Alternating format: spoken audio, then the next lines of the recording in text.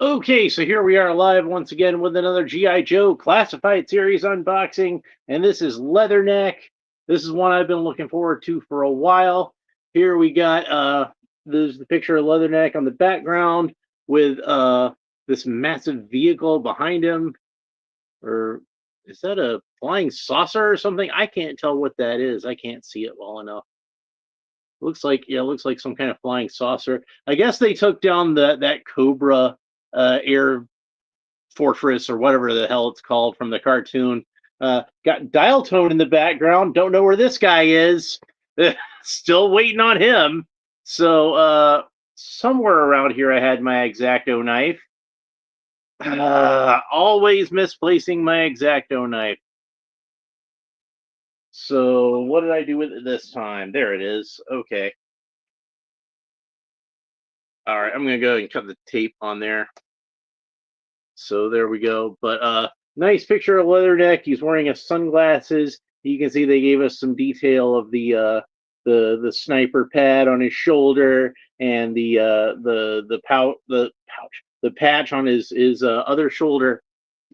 He's got sniper pouches on both shoulders or sniper pads. Like I guess you could just say rifle pads, but we all know what kind of rifle. Uh, Probably any kind of rifle would be good to have a pad to rest on your shoulder, but that's what I associate it with. All right, so let's go ahead and get him out of the package. Oh, first, there's the piece of artwork on the side. Nice piece of artwork it is too, where he's got his sidearm, his knife, and he's looking all angry and tough. Like, which is two things Leatherneck should always look is angry and tough. So it's common knowledge among GI Joe fans that Leatherneck is visually based. The original figure was anyway off of Ron Rudat, the brilliant designer who was responsible for the GI Joe universe, at least in like terms of like its aesthetic look. He was the guy that designed everything, including the Cobra emblem, which is the thing that he says in his entire design career he's the most proud of. And I don't blame him because that's something that's like it's truly iconic. And you see people getting tattoos of it all the time. And if I had designed something like that made that kind of impact on the world, I would be very proud of it myself.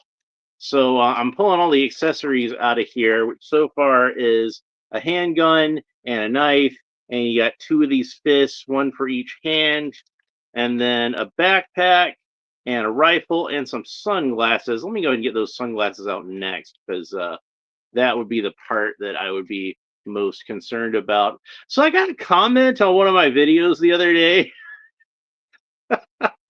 I wound up deleting it because it was like it just negative. Just I don't mind constructive criticism, but this guy was just being negative. And one of the things he said was I talk too much. And I'm like, what am I supposed to do? You want me to shoot these videos like dead silent? Like what it's a YouTube video of a guy sitting on a couch talking about action figures.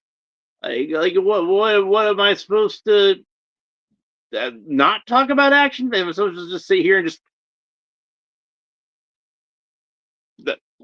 no? I'm yeah. If you think I talk too much, this probably just isn't the channel for you, man. So there's the sunglasses. We get a close look at that. Pretty cool.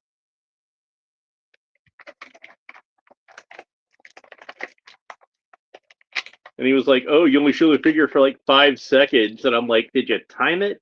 Because but thanks for watching the whole video. Thanks for contributing.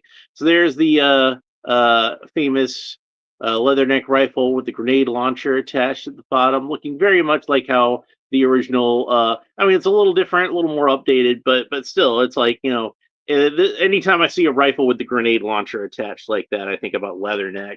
And of course, that's a pretty common thing nowadays, but I always associate it with leatherneck. So that was the first time I'd ever seen that. I thought that was really cool.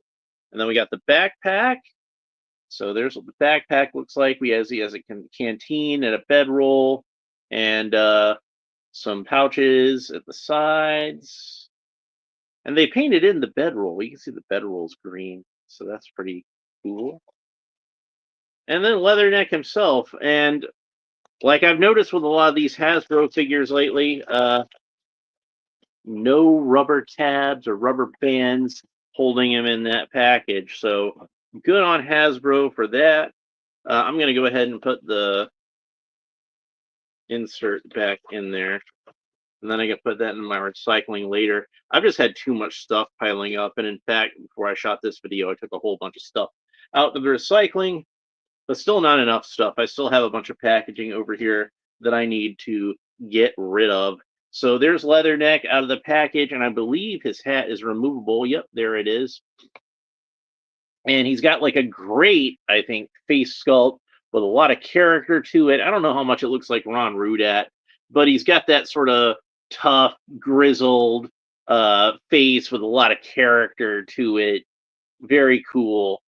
He is not what you would call a handsome man, but it's a good visual look, I think, for the character.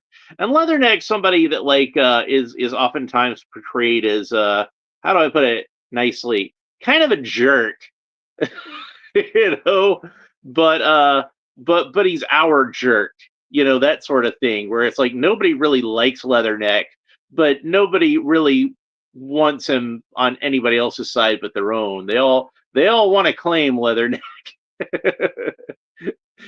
but he's our jerk. There he is with the sunglasses. So we can get a look at that. And for the full complete look, let's go ahead and put his utility cover back on. We want to use the proper term, and there's Leatherneck with the sunglasses and the utility cover and all that. Very cool. I'm going to take all this stuff off of him while I talk about the articulation, because I don't want to drop it in the floor. 1,000, 2, 1,000, 3, 1,000, 4, 1,000, 5, 1,000. See, you've already seen this figure for longer than 5 seconds.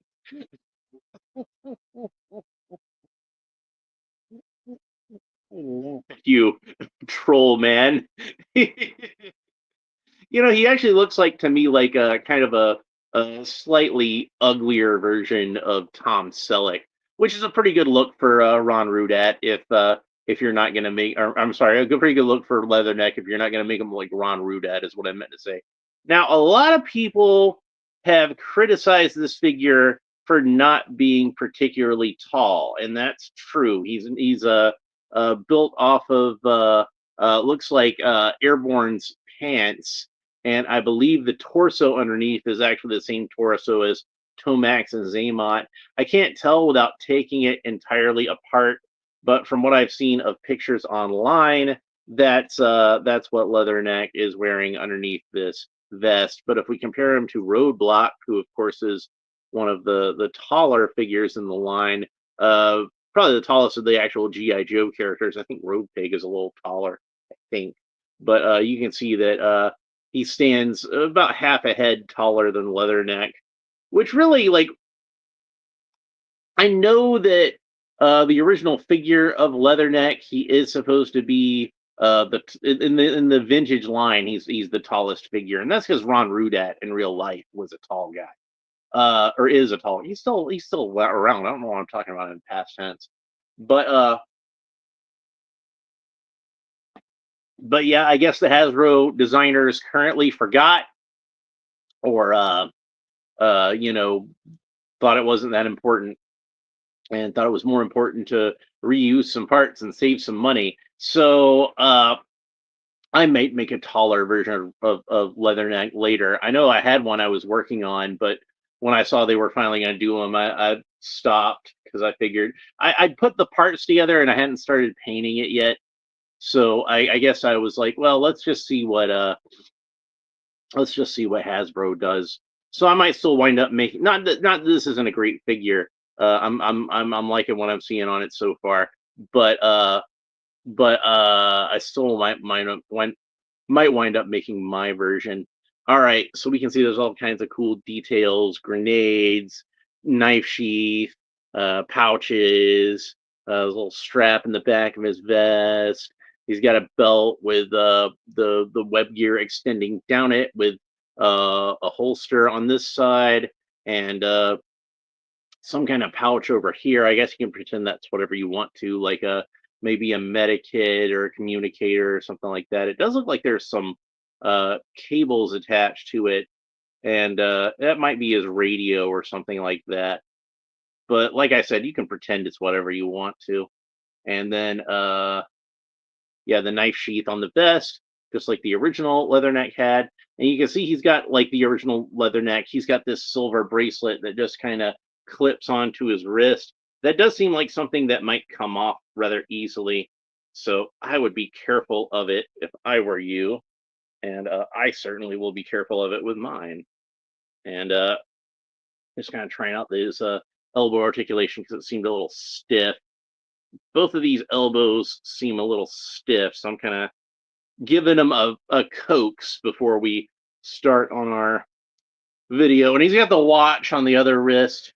So that's like how the original Leatherneck was. He had a watch on one wrist and a bracelet on the other, but they were both colored silver on the original version. On this one, his watch is colored in black. So anyway, let's go ahead and talk about his articulation. Leatherneck can look up about that far, look down about that far, tilt his head kind of quizzically from side to side, rotate the head all the way around. And of course, this being a G.I. Joe classified figure, he actually has an extra articulation on the neck because he's got articulation where the neck connects to the head and where the head connects to the shoulder, or the neck connects to the shoulders. And for some reason, it's all twisted around on mine, and I'm having a hard time getting it back in shape. So I'm going to pull his head off so I can grip his neck better. There, now his neck is back where it should be. I don't know if that got twisted around when I was moving it or if it was twisted around the package, but considering how jammed up it was, I'm going to assume it was in the package. So he does have the butterfly joints. The shoulders move back about that far, forward about that far, and of course the shoulders rotate all the way around, and they move up about that far. Here's the patch, the unit patch on his shoulder, by the way. And on the other side, he actually has rank insignia. So there we go. We can see his rank insignia. Leatherneck, as the name would imply, is a Marine. And they do have that kind of like generic kind of eagle design, the same one that's on Gung Ho's chest. Since they don't have, I guess, have their legal doesn't want them to put the Marine Corps logo on there. And they claim the Marine Corps doesn't want it on there, but I don't know how true that is, or if that's just like, they just don't want to take a chance on a lawsuit these days. But, they used Marine Corps logos on G.I. Joe stuff all through the 80s, and it was never a problem. In my opinion, there are not enough Marines in the GI Joe team. I kind of feel like there should be more. And I know Larry Hama was of the opinion that they should just all be regular Army, and I guess that would make sense in real life. But of course, the conceit of the original GI Joe line, the 12-inch line from back in the 60s, is that they were supposed to represent all four branches of the United States Armed Forces, and so that meant Army, Marines, Navy, and Air Force. So when they brought back GI Joe in the 80s, the first wave was all regular Army, but when they got into the second wave, they introduced Ace and Gung Ho and Torpedo. So then they had some guys from some other branches, and here and there they'd mix in other Marines. You had Leatherneck, and you had Sergeant Slaughter. Obviously, was supposed to be a Marine, and I know Bob Remus wasn't in real life. We don't need to talk about that in the comments. We can be kayfabe about it when we're talking about the character of Sergeant Slaughter, not Bob Remus. But Mainframe, of course, was a Marine. I mean, I got my Mainframe custom figure over here. I think it is.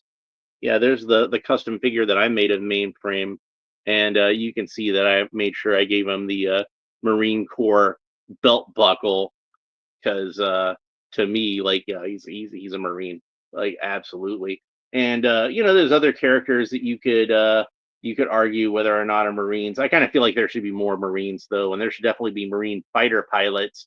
because I want to say almost all the fighter pilots in GI Joe are Air Force, except for Keel Hall, who is a Navy fighter pilot. But even then, like Keel Hall's more, his function is more to be the admiral of the aircraft carrier. But technically, he is a Navy fighter pilot. That was how he came up in the ranks.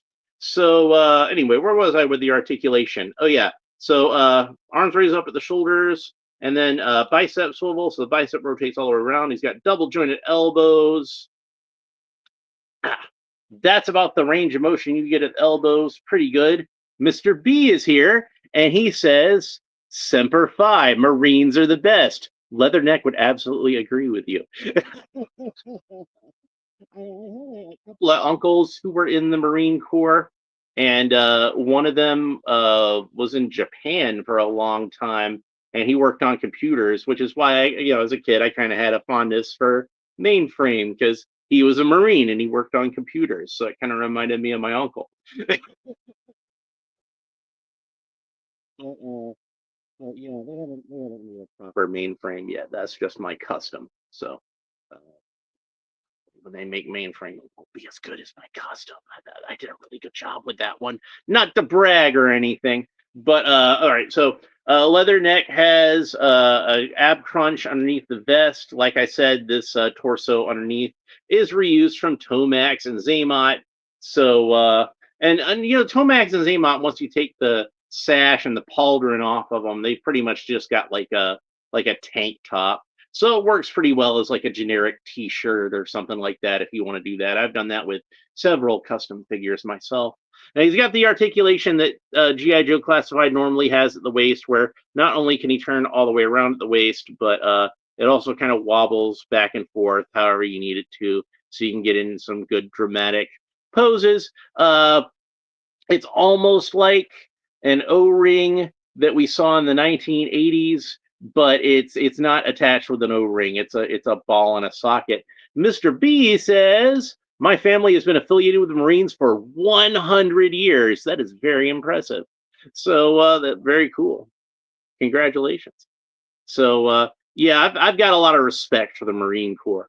Like that's to me that's like the toughest of all of our armed forces. 4 generations, he says. That's awesome. So let's see. Yeah, Leatherneck can kick up about that far. Very impressive leg movement, like we're used to with these GI Joe Classified. Of course, he does have that cool drop down articulation, and that helps with that.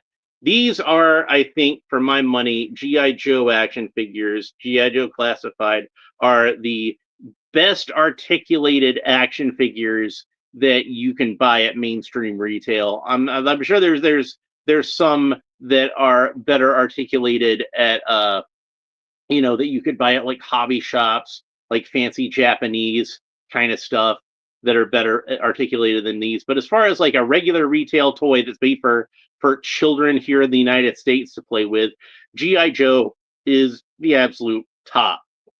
Now, I am a big fan, of course, of the McFarlane DC Multiverse, and those are like really close. Those are like the only things I can think of that rival them. But the articulation I don't feel like is as consistent as it is with the GI Joe Classified. You might get a McFarlane figure with some bum articulation here and there, but GI Joe Classified, as far as articulation goes, they're all bangers. So Leatherneck, of course, has a thigh cut, so the thigh rotates all the way around. He's got double jointed knees. That's about the range of motion you get at the knees. And then he's got ankle articulation that, like, the boot cut is underneath the pants leg. That rotates all the way around. Foot points down about that far, foot points up about that far, and then rotates all the way around. But it does kind of bump into the ankle a little bit there, so it doesn't rotate all around very easily. Do I have that facing the right way? I can't even tell if that's. I think it's facing the right way.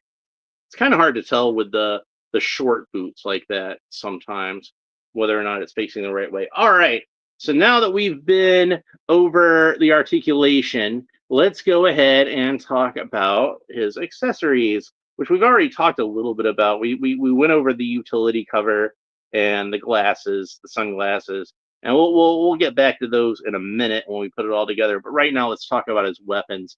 So here is his sidearm, and it's got like a slightly longer clip to it, but not like not as long as the one that we saw on the Saw Viper the other day. And I'm pretty sure we've seen this particular handgun before, but I don't remember where. But we've probably seen it a few places. But there he is with the sidearm, and he looks very cool while he's holding that. And since they had him with the sidearm and the knife together on the package, why don't we go ahead and do that, the figure.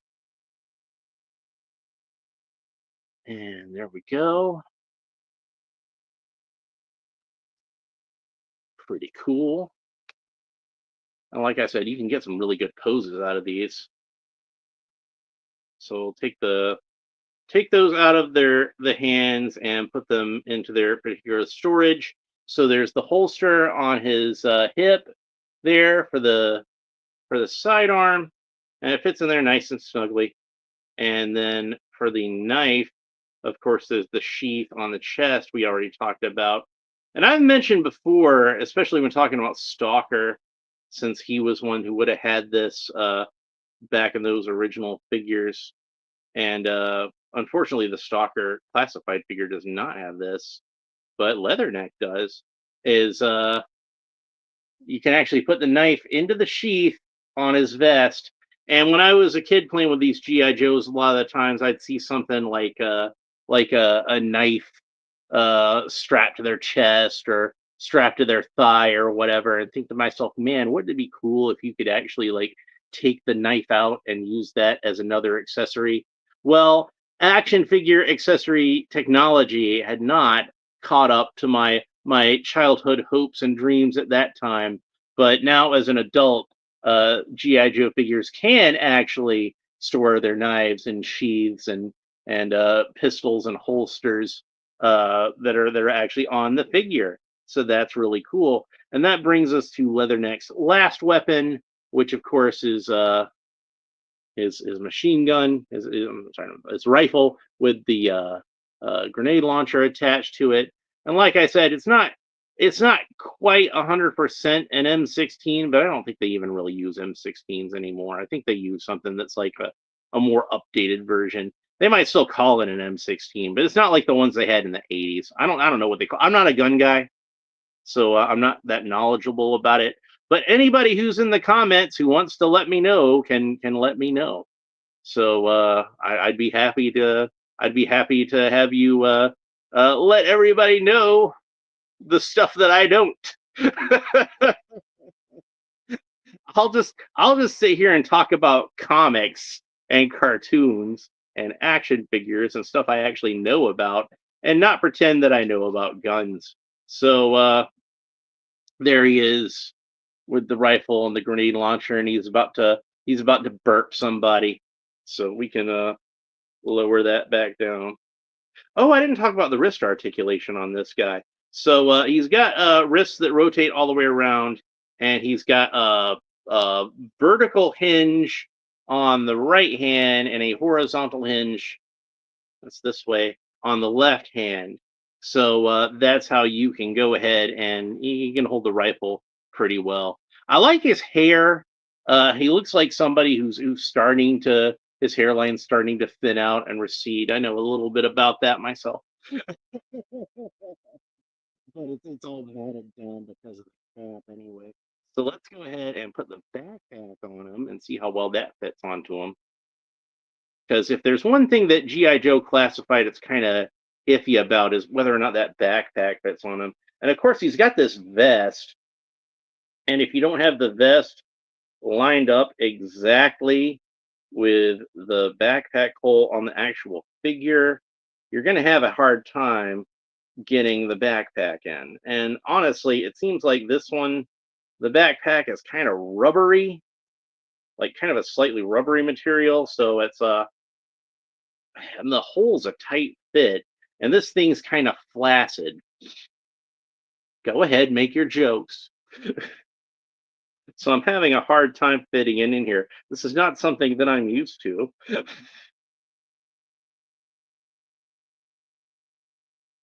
Anyway, so what I'm gonna do for now is I'm gonna pull the vest forward, and you can see there's a little bit of space in there. I think I can see there's a little bit of space in there. So it's more pegged into his vest than it's pegged into his back. But I don't want to spend too much time on this backpack. I've got other things to talk about with this figure. We're almost done. The video is almost over. For those of you who think I talk too much, almost done talking.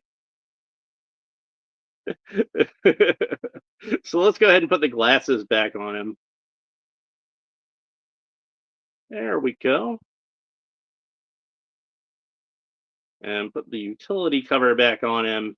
And there we have fully geared up Leatherneck with all his accessories where they should be. Bobby Wald says, I got my Leatherneck, but was still waiting on dial tone. I bet if his code name was 5G, he'd be here by now. Well, yeah, that's his fault for having such a 20th century code name, isn't it? Yeah, I don't know what the hang up is with dial tone. I still haven't seen mine yet. I got one on pre-order from Big Bad Toy Store. So I don't know. Hopefully, it wasn't the sort of thing where like the mold was damaged and they're not going to be able to release that figure because I do love Dial Tone. He's one of my favorite characters. I would be very sad if I wasn't able to get my Dial Tone figure. I do have a custom that I made, but I really wanted the new one. So oh well. But yeah, there he is. He looks really cool. The glasses are a nice touch. I know the vintage figure did not have glasses, but this one does. And it's you don't have to put the sunglasses on them if you don't want to. If you'd rather go much more old school, you can leave that off of them, and that's fine. But anyway, that's pretty much it for Leatherneck. I hope you enjoyed the video. I will be back tomorrow with the last of my four GI Joe classified figures that I have to open this week. But I can't help but think I'm forgetting something. I don't know. Like I'm drawing a blank. You ever have that feeling that you got something you need to do and you don't know what it is, and you just completely forgot what it is that you need to do.